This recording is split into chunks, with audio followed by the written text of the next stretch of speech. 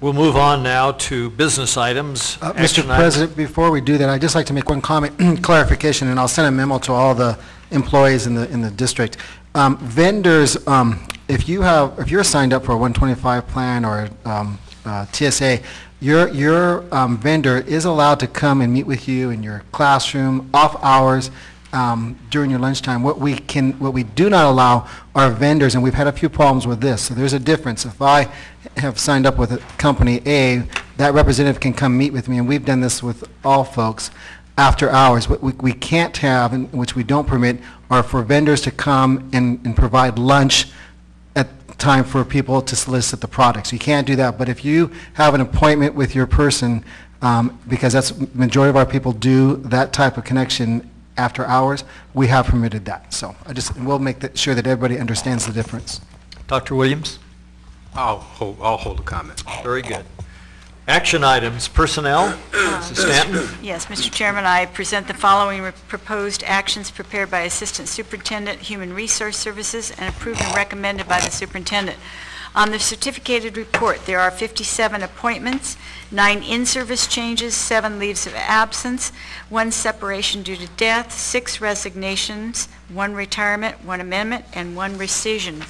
On the classified report, there are 226 appointments, 10 in-service changes, 4 leaves of absence, 9 resignations, 1 retirement, and 1 amendment. And I move approval of this report. Second. Discussion. All in favor? Aye. Aye. Instruction. I move approval. Second. Discussion. Mr. President, before you vote, Dr. Williams, you need to abstain from 7 and 9 because they're grants with City College. Okay. Instruction. Very good. Thank you. Other discussion? Yeah, I have a quick question for my colleague, Mrs. Stanton. Do you get numbers on your report? Do you count all these before the board meeting? Because you seem to know all the numbers every time. I get a report. Mine's not numbered. I always wonder how you know how many appointments I there have a report. Okay. I'm sorry, I had to Very ask. good. It's been moved and seconded. Any more discussion? All in favor? Aye. Aye.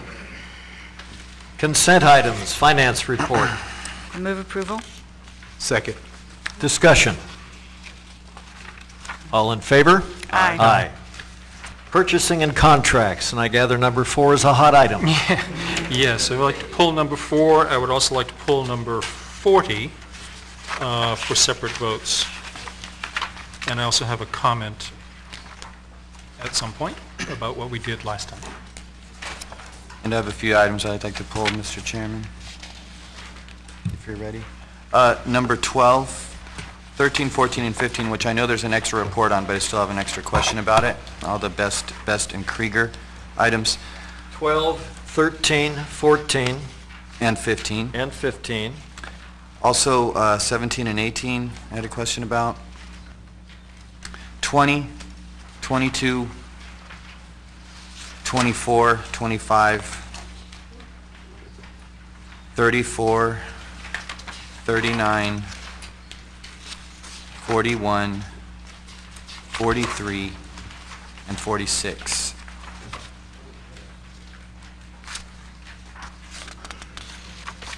And I'm sorry, and 52.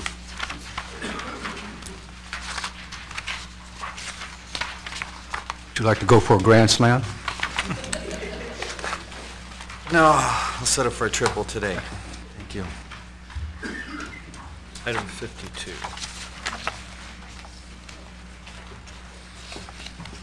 Very good. Do you wish to proceed by approving the items not exempted first, and then we'll deal with the others? I'm completely okay with that. May I have a motion? So move. Second. Discussion? All in favor? Aye. Item number 4 comes up first. And Mr. President, I'd like to have the Director of Risk Management come and give a report on item number 4. Thank you, President Meyer. Thank you, members of the board, executive staff. I would like to speak to item number 4 and some of the comments that were made regarding this item. I want to speak to you about 3 specific issues relative to this item and maybe address some of the comments that were addressed to you previously. First one, I want to talk to you about the selection process. The RFP was drafted by staff and released on about September 22nd. The RFP review committee included 3 Long Beach School District directors, myself, payroll and employer relations, and Mercer, the health benefits consultant. The process was competitive and fair.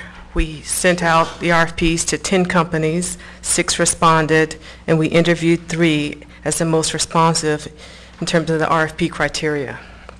The responses to the RFP were made public, and so were we not to proceed, it would, I think, taint our competitive bid process. We've already released the results, the responses to those questions. Bidders have submitted their best and final. To give bidders another opportunity after all of that is made public, I think would severely taint our integrity in our competitive bid process. We were, American Fidelity was originally selected in 2005 without going through an RFP process. It was an olive branch gesture by Kim Stallings to CSEA. It was CSEA's request that we consider American Fidelity. And he did switch from Aflac to American Fidelity as a gesture to CSEA.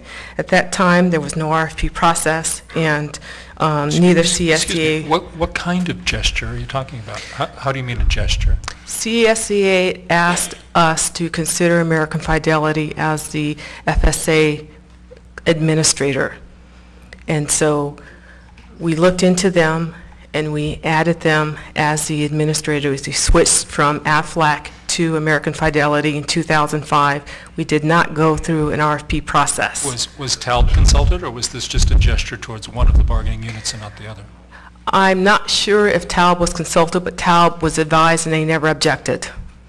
So this went through the committee? It didn't go through, we advised the committee. After it occurred? We did advise, no, before we enrolled them, and before we signed the contract, we did advise the committee and no one objected. The administration functions are not within the purview of the HBC. The HBC is to come up with suggestions, recommendations to limit health care costs. Administration functions are not within the purview of the HBC. However, whenever possible, we do try to fold in any of our administrative processes within the HBC. We've done that, for example, with the selection of our actuary. We've done it with the selection of Ceridian. We've done it with the selection of Driver Alliant. The RFP process was not folded into Excuse the me, HBC. Kimba. Do you have the written criteria that spells out the work of the HBC? There is no written criteria. We did try to present a structure during the negotiations, and we weren't successful in getting that concluded in our negotiations. We laid out the very specific structure, but that didn't come to fruition. The only thing that the agreements speak to is that the Health Care Committee is formed to reduce health care costs. It is an advisory committee only, because we understand that there's a separate bargaining team, and so the purpose of the committee is to look at different healthcare options and make recommendations to each collective bargaining group, and that's where the negotiations take place. It's strictly an advisory committee. And I want to be able to understand the ramifications of that in terms of advisory and what that really means in terms of how this committee works. What it means is that the committee does its best to gather as much information as possible about health care and how to change it or make it run more efficiently to save costs. And then that information, each of the members of the Health Benefits Committee takes that information back to their respective groups. And then those groups, the bargaining team usually considers that and does whatever they do with the information. But it is a resource. The HBC is a resource to the negotiation teams. So how